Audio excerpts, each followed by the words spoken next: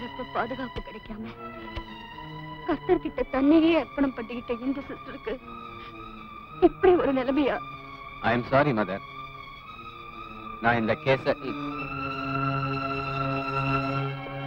என்ன அதெல்லாம் நம்ம ஏரியாவுல நம்ம ஜூரிஸ்டிக்ஷன்ல இப்படி ஒரு சம்பவம் நடந்திருக்குன்னு கேள்விப்பட்டேன். What action have you taken?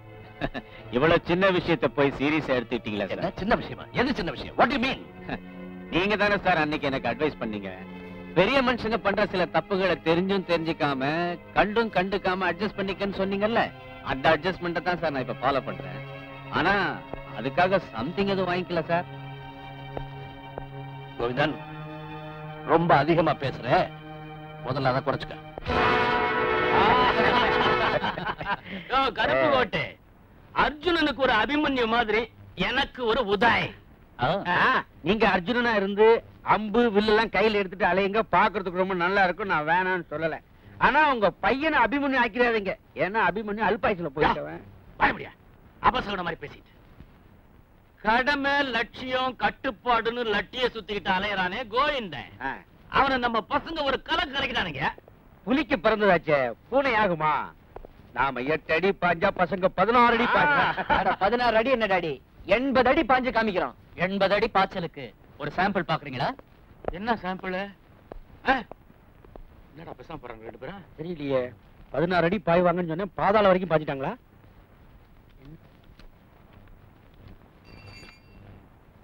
Hello கோவிந்தியா? Hello Govindan, அந்த கன்னிகாஸ்திரி ஹாஸ்டல்ல கற்பழிச்சு கலாட்டா பண்ணவங்க நாங்க தான். யாரா நீ? நீ என்ன பண்ண போற? ஆதாரம் எதுவுமே கிடைக்காது. கிடைக்காத அளவுக்கு தான் எங்க நடவடிக்கையும் இருக்கும். அண்டர்ஸ்டாண்ட்? அன்னைக்கு தெருவுல அடிச்சு ரகல பண்ணி ஞாபகம் இருக்கா? அதே உதயம் ரகுவும் தான். பேஸ் பண்ணுவோமா?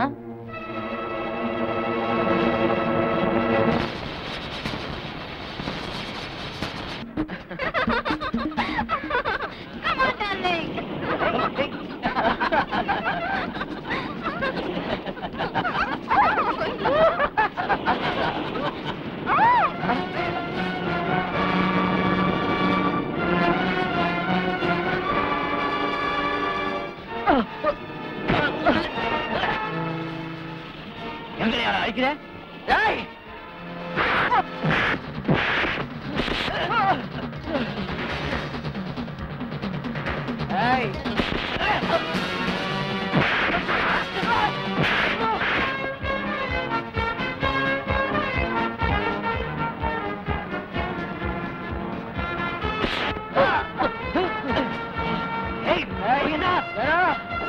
கோவிந்தா, என்ன நடுரோட்டாம பத்திட்டேன். உன்னை சும்மா விட மாட்டேனா? உன்னை சும்மா விட மாட்டேனா? டேய்!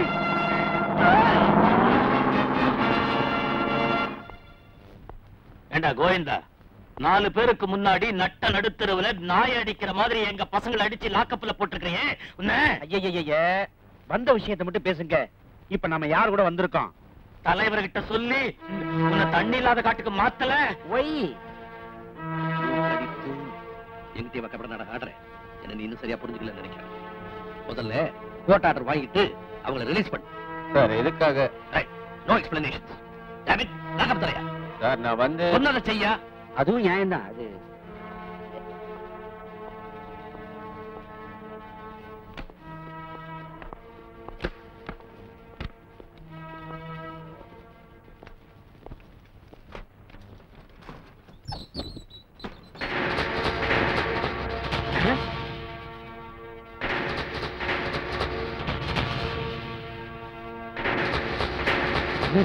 ஒரே தீர்த்துக்கிட்டாங்களா?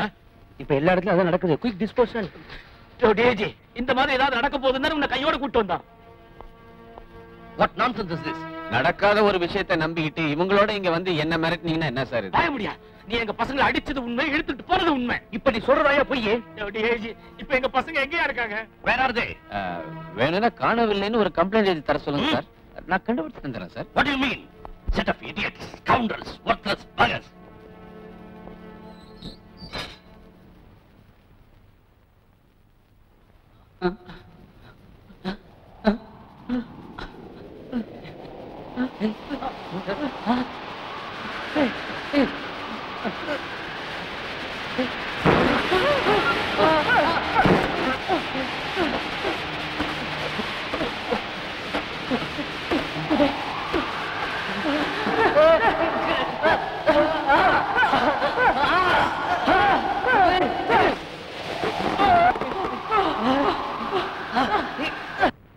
குழந்தைய நாங்க தான் ரேப் பண்ணோம்னு எவனோ போன் பண்ணி உங்ககிட்ட ஒத்துக்கிட்டாங்கிறதுக்காக அவனை அடிச்சு 4 பேர் பாக்குற மாதிரி இழுத்துட்டு வந்து உங்க பர்சனல் கஸ்டடியில வச்சிருக்கீங்களே, அவன் மேல எஃப்ஐஆர் ஓபன் பண்ணாம இப்படி செய்யறது எவ்வளவு பெரிய குற்றம் தெரியுமா? அவனுக்கு தான் அதை செஞ்சானுங்கன்னு அந்த ராஸ்கல்ஸ் கிட்ட இருந்தே ப்ரூஃப் கிடைக்கிற வரைக்கும் இதுதான் சரியான வழி. நீங்க உண்மையை வரவழைக்கிறேன்னு முரட்டுத்தனமா இன்னும் 2 அடி அடிச்சு அவங்க செத்து தொலைஞ்சிட்டாங்கன்னா அதை விட விபரீதம் வேற ஒண்ணு வேண்டாம். இது wrongful confinement. அவனுங்க அப்படி செத்துதான் தொலையட்டுமே.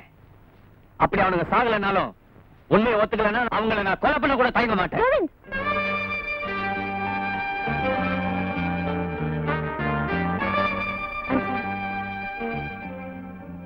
சட்டத்தை உங்க கையில எடுத்துக்கிட்டு தயவு செஞ்சு நீங்க எதையும் செஞ்சிடாதீங்க. அதனுடைய விளைவுகள் நம்மளை எவ்வளவு தூரம் பாதிக்கும் தெரியும்.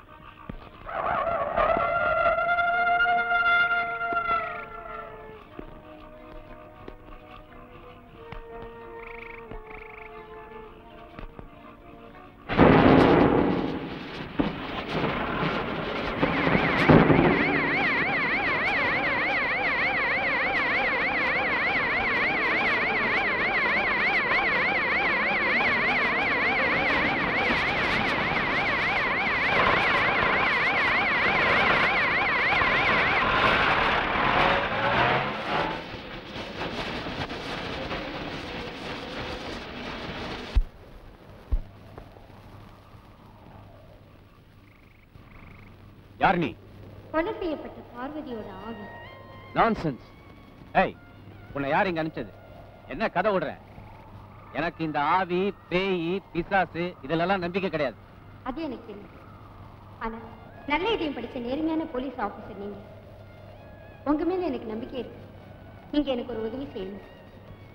நீங்க அடைச்சு வச்சிருந்தீங்களே உதய், ரகுன்னு 2 பேர்.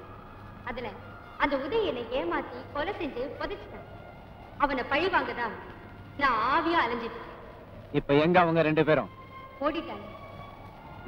பழி வாங்கணும்னு அலைஞ்சேன்னு சொல்ற. அப்ப இங்க இருந்தவங்களை நீயே கொண்டு இருக்க வேண்டியதானே?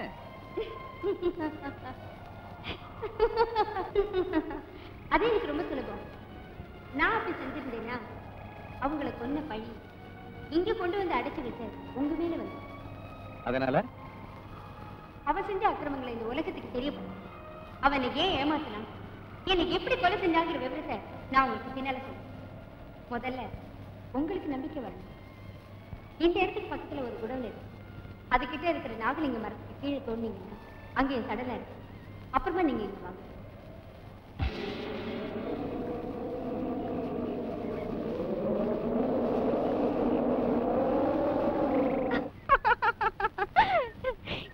என்ன போ சுத்துறீங்க? மயானத்துல படுத்து ஒரு கொலைகாரனை பிடிச்ச கோவிந்த, போலீஸ் ஸ்டேஷன்ல புகுந்து பேய ஓட்ட வந்த மந்திரவாதியை பேய் விரட்டின கோவிந்த, இப்ப கொலை பண்ண ஆவியே நேர்ல வந்து ஒரு கதையை சொன்னதும் இந்த ஆவி பேய் பிசாசு மேல எல்லாம் நம்பிக்கை வந்துருச்சோ? பொண்ணுன்னா பேயும் இறங்கும்பாங்க. இங்க வந்த பேய பொம்பளை பேயினதும் இந்த கோவிந்தனும் இறங்கிட்டாருல. உங்களால அவஸ்தைப்படுற எதிரிங்க உங்களை திசை திருப்பறதுக்காக ஏன் இப்படி ஒரு ஆவி நாடகம் ஆடி இருக்க கூடாது? இல்ல கீதா, நான் அந்த ஆவியை மீட் பண்ணதுக்கு அப்புறம் தோலையூர் முருகன் கோயில்ல போய் விசாரிச்சேன். அந்த கோயில் குருக்களுடைய மகள் தான் இந்த பார்வதி. அவ வீட்டை விட்டு ஓடிட்டா. அதுக்கப்புறம் அவளுடைய பிரிவை தாங்க முடியாத அந்த குருக்களும் தற்கொலை பண்ணிட்டாங்க. இதெல்லாம் நான் கலெக்ட் பண்ண உண்மைகள், அத்தனை உண்மைகள். அதனால அந்த உதயராஜ்களை உள்ள தள்ள முடியாம அவஸ்தைப்பட்டுக்கிட்டு இருக்க எனக்கு சரியான தடயம் கிடைக்கும் போல இருக்கு கீதா. அங்க தோண்டி பார்த்து ஒண்ணும் கிடைக்கலனா 4 பேருக்கு முன்னாடி உங்க பேர் அசிங்கமாயிடும். தோண்டி தான் பாப்போமே.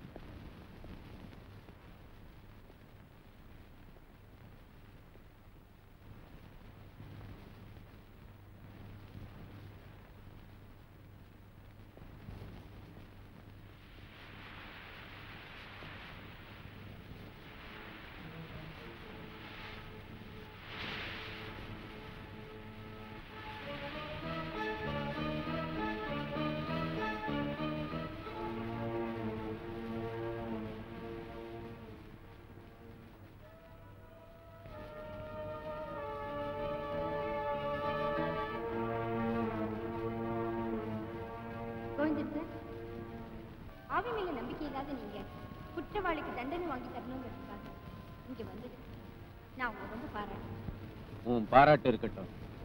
ஏற்கனவே பல அப்பாவி பெண்களின் கற்ப சூறையாடி அவங்கள நாசமாகிட்டு இருந்த அந்த உதய தடயத்தோட பிடிக்க முடியாம தவிச்சிட்டு இருந்த எனக்கு நீ ஒரு வழி காட்டியிருக்க. அவன் உன்னை எங்க எப்படி கொண்டாங்கிறத விவரமா நீ என்கிட்ட சொல்லு. அதுக்குண்டான சாட்சியங்களும் எனக்கு வேணும். அதுக்கப்புறம் அவனுங்களை உதய பழி வாங்குறது மட்டும் என் குறிக்கோள் இல்லை. தகப்பு பேச்சு கேட்காம தெய்வத்துக்கிட்டே விளையாட நினைச்சு ஒரு படுபாவிக்கு தோண போனதுனால்தான் எனக்கு இந்த பதவி வெறி பிடிச்ச சில அரசியல்வாதி குறுக்கு வழியில கோட்டையை பிடிக்க நினைச்சாங்க. பாளைய ஜோசியன் குறி சொல்ல வந்தான். பாளையம் ஜோசியர